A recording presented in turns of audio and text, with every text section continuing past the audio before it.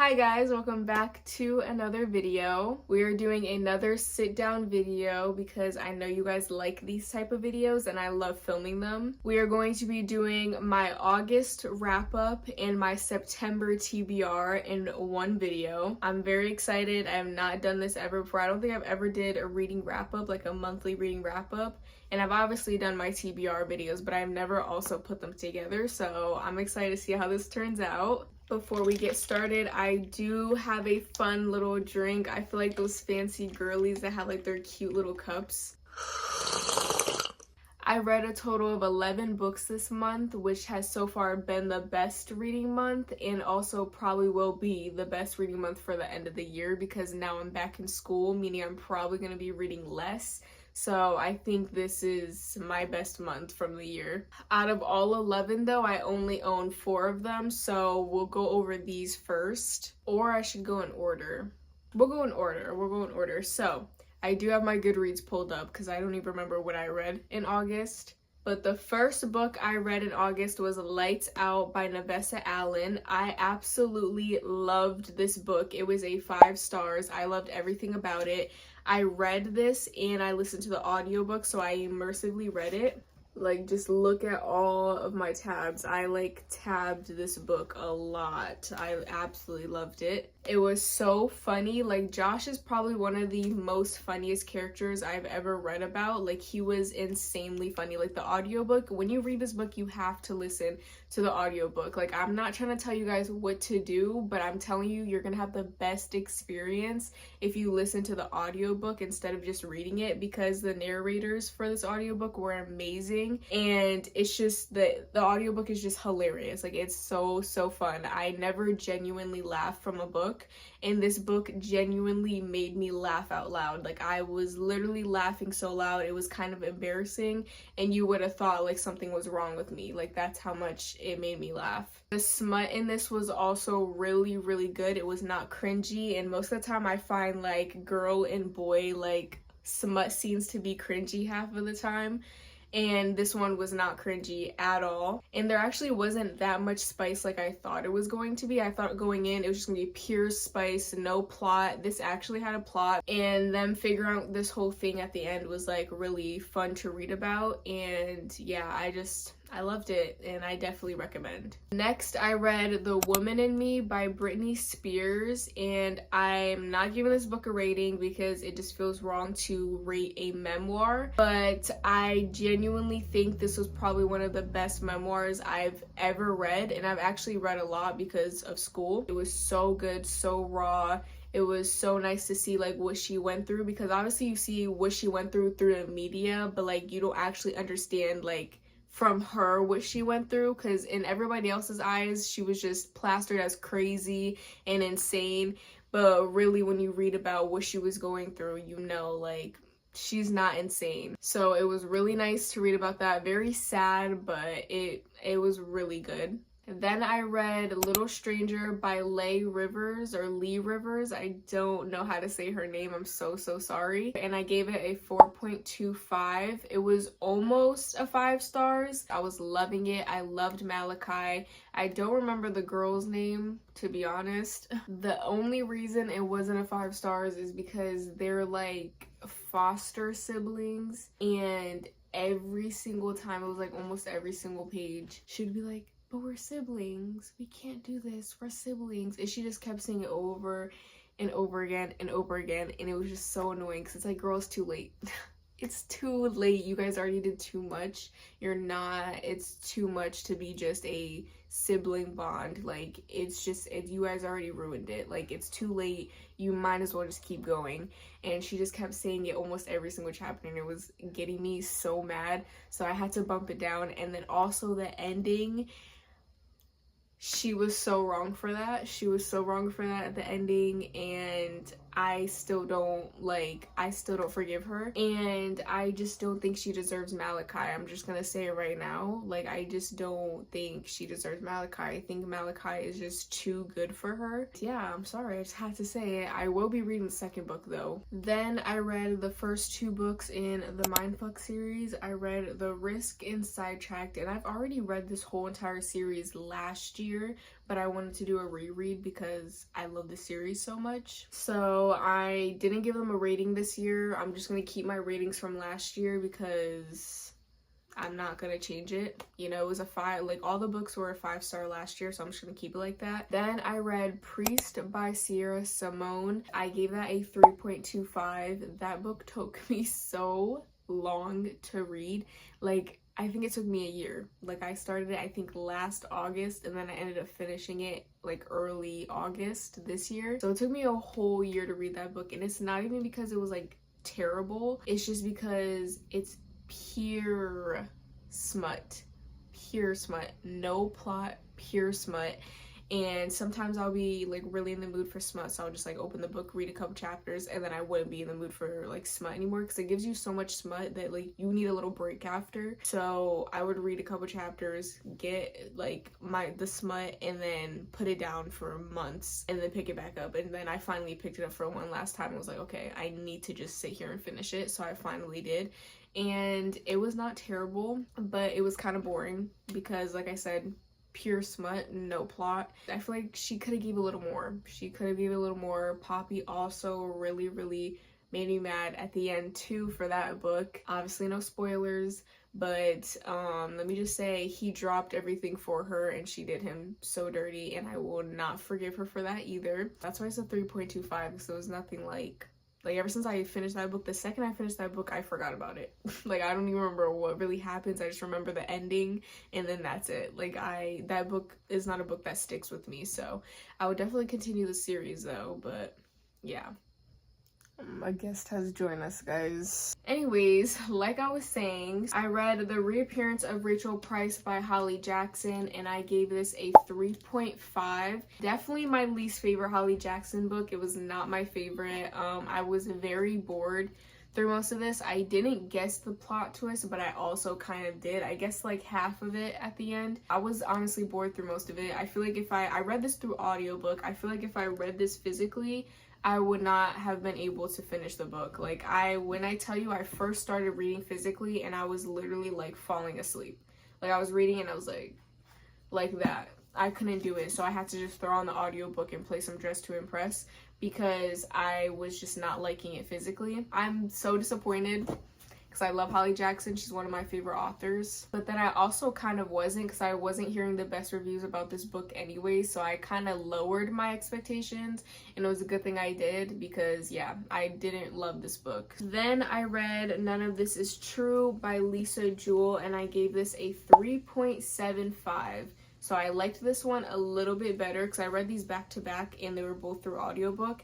When I tell you the audiobook for this was really good, it was really good, guys. I definitely recommend listening to the audiobook of this because it was really good. It literally, like, it had so much dramatic music in it, and like it sounded like some parts sounded like a documentary, sometimes it sounded like it was from a Netflix movie. Like, it had just a lot of stuff. Like, it was really good. Definitely recommend listening to the audiobook. But the book itself wasn't my favorite. I was also kind of bored with this too. I didn't guess the ending. Wait, did I guess the ending? I don't even remember the ending. I don't even remember what happened at the end. What the heck? No way. Wait, I have literally no idea. I don't remember. That should tell you guys something. This book didn't stick with me at all because I don't even remember what happened. I just remember loving the audiobook, and yeah, I don't even remember if I guessed the ending or not, but audiobook was at least good. The story was kind of boring. After that, I read Death Row by Frida McFadden. It was a quick little novella, and I actually ended up really liking it. I gave it a 4 stars, and I was not expecting to rate a novella of 4 stars, but it was actually good. Like, I did not guess the ending. Literally, the book made me feel crazy, and mind you, the book was only like maybe 70 pages, I think. For Frida McFadden to do all that in 70 pages, yeah, she actually ate, because that's insane. It was so good.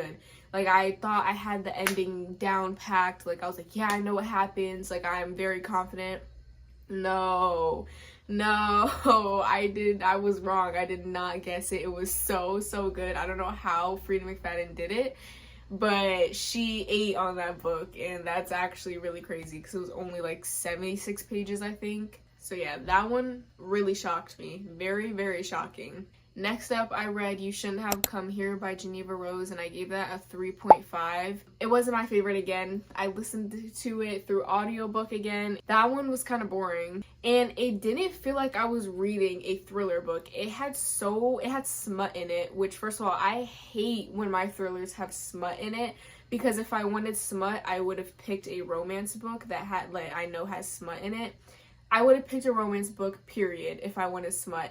So I hate when thriller books and mystery books have smut in it, because it's like, what's going on? Like, we're getting sidetracked. We need to figure out the mystery. Why are we doing it? Like, I just don't get it. And they did it one time, I think, 1 or 2 times, and then the whole book just felt like it was the main character fighting with this side character because they both like the same guy, and they kept just like, no, he likes me better. No, he likes me better. And it's like, who cares? Like, who cares? Figure out the mystery. Like, we have bigger problems here. It doesn't matter who he likes more. Can we please figure out what's wrong in this house? Like, so that is why I gave that book a 3.5, because at some points it didn't even feel like it was a thriller book. It just felt like I was reading a just like toxic romance, and that's the same problem I had with The Teacher by Frida McFadden. I don't want to go into depth about like my thoughts about that book, because I think I already have it like on here. That book also felt just very smutty, and it was just like, what are we doing here? Like, is this a thriller or a romance? Like, which one are you doing? Some people might like that, but I personally don't, and that's why it's only a 3.5. And that was also my last chance I'm giving Geneva Rose. I read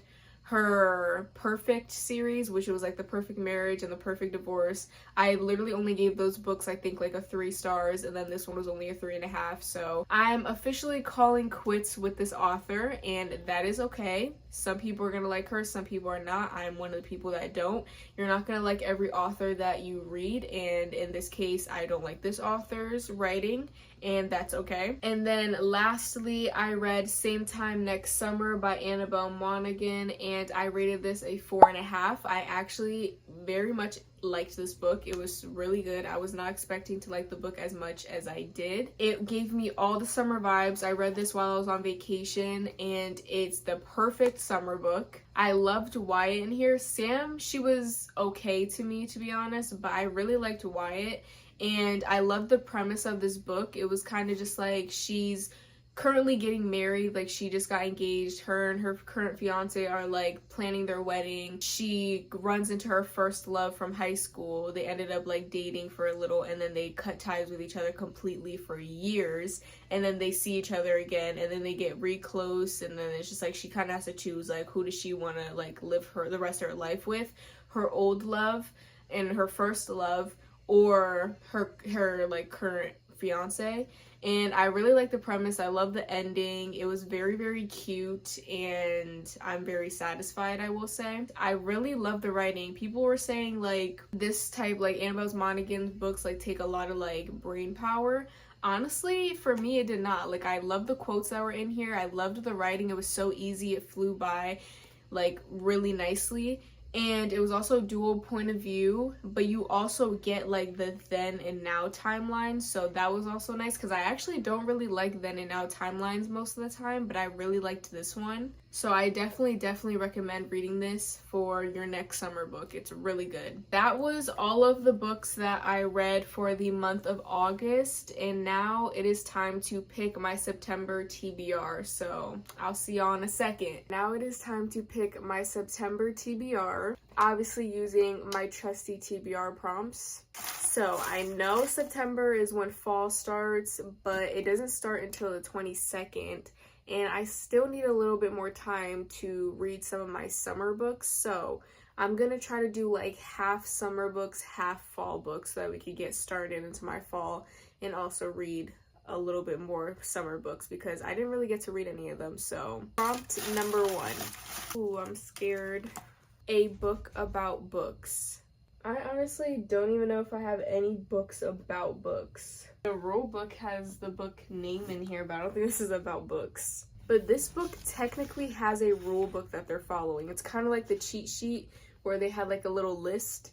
And this, I think, is just like a list of things he wants to do with her. I'll count this one because it says the rule book and it's like a little list. So technically, oh, you know what? Beach read. That one's about books. Hold on, I need to go grab Beach Read. Okay, so I had to grab this book because it was on my other shelf, but Beach Read is about two writers and they both are in a writer's block right now and they need to write bestsellers before the summer ends. So this book is literally about books.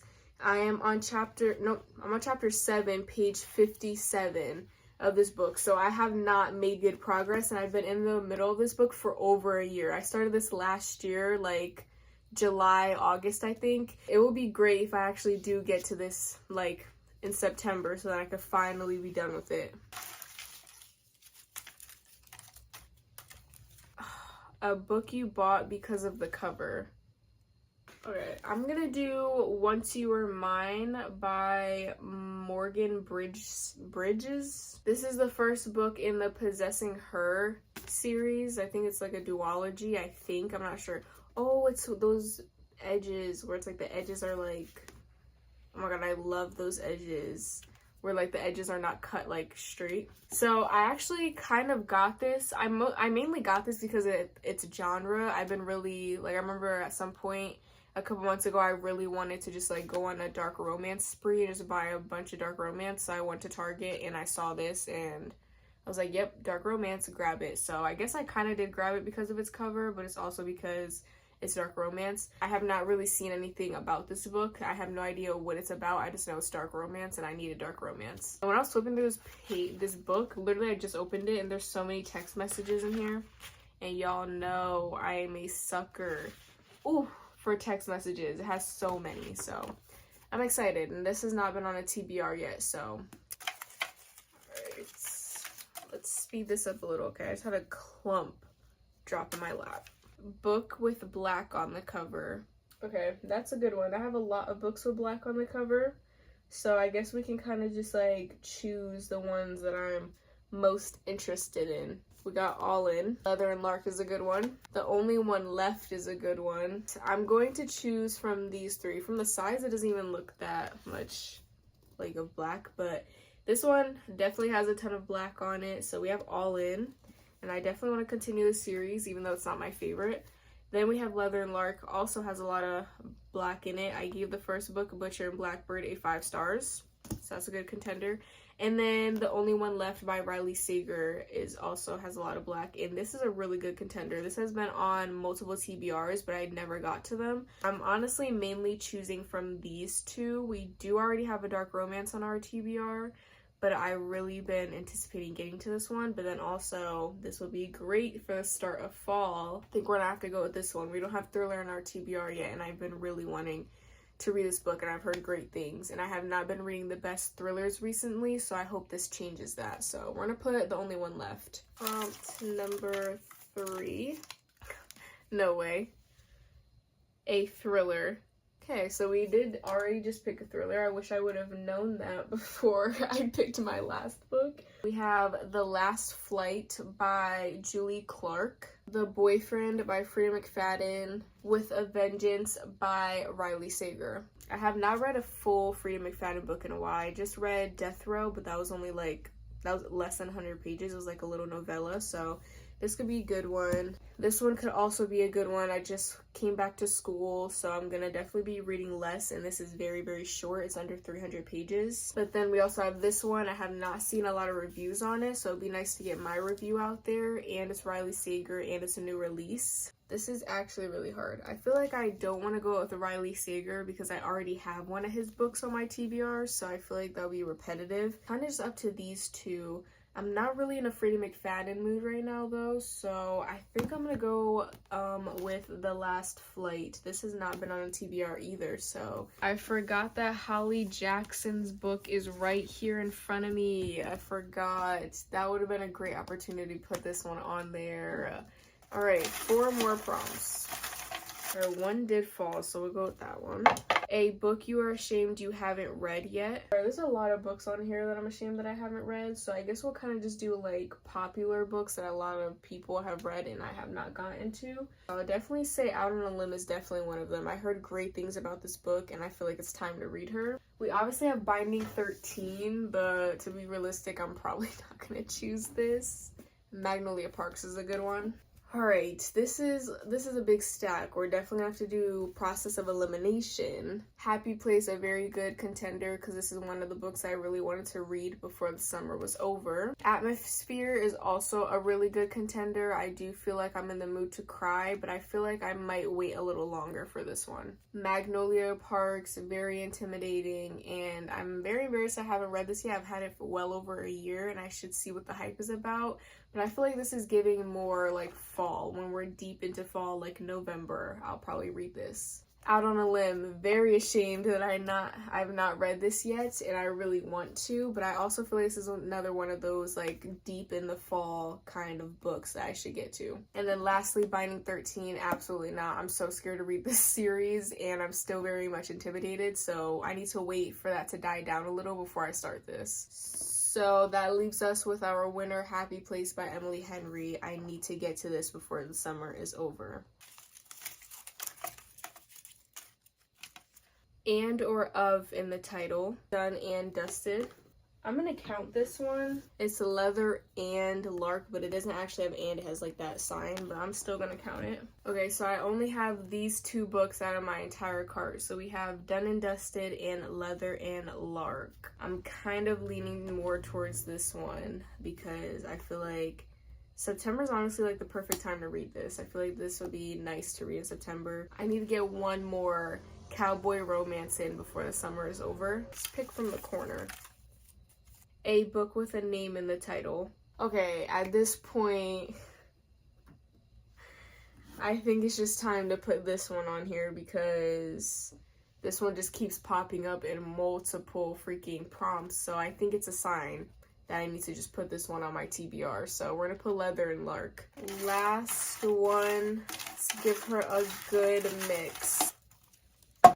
Published this year, so a new release. This is fun. This is a good last prompt. Okay, I have a whole stack of new releases in front of me and behind my cart. We're just gonna leave it at these. So this is our mini stack. Not Quite Dead Yet. This is a very high contender. I wanted to read this last month and didn't get to it. With a Vengeance. Already have a Riley Sager book on here. I don't even know why I picked that one. Allie Hazelwood. Problematic Summer Romance is good because I just got the audiobook on Libby, so. And then Atmosphere, I'm probably gonna wait for this one. It's really down to these two. I already have the audiobook through Libby. I just got it like a couple days ago and I think I have like 2 weeks left before I have to give it back. So I could put this on my, I could kind of cheat a little and put this on my TBR because I know I'm gonna get to it. Or I could just put this one on my TBR. Maybe I should go with this one, so it'll be 3 thrillers and 3 summer books. So we'll go with Not Quite Dead Yet by Holly Jackson. Okay, and that is our September TBR. I think that is a very good TBR. I still have some books from the summer that I want to get to before the summer is over. And I also have some darker fall books to get us started and ease into fall. So this is perfect. So we have Beach Read, Once You're Mine, The Only One Left, The Last Flight, Happy Place, Done and Dusted, Leather and Lark, and Not Quite Dead Yet. That is it for this video. I really hope you guys enjoyed it. This was very fun to make. I might do this more often. And comment in the comments if you like this version of my TBR videos because I would definitely do more if you guys enjoy it. So I will see you guys in the next video.